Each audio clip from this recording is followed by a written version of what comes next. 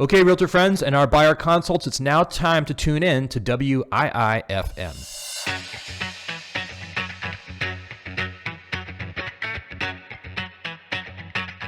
Okay, Realtor friends, we're in week 3 of our 4-week journey on how to establish trust with our prospects during the buyer broker consultation. We talked about the importance of trust, which is made up of 2 components, warmth and competency, and we started our journey of establishing warmth using the 3 deep technique last week.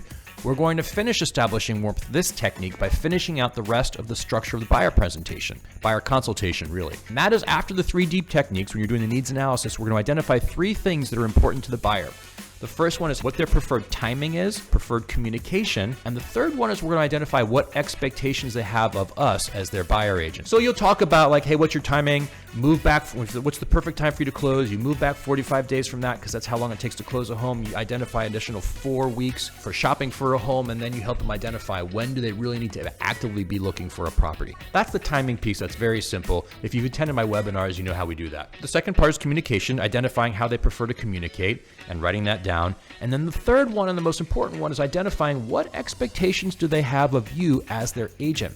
And you're writing this down, you're repeating what they say, you're approving that makes sense to you, making sure you can meet or exceed those commitments. What's really happening when we do this? We're tuning into every buyer's favorite radio station, which is WIIFM.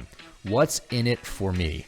This entire second half of the warmth part of your buyer consultation is about letting them know that they are your priority and you're interested in working in a way that makes the most sense for them. When you're focused on them and their needs and their expectations, you're telling them you are the priority, I'm making you a priority, you are important, and I am listening to you.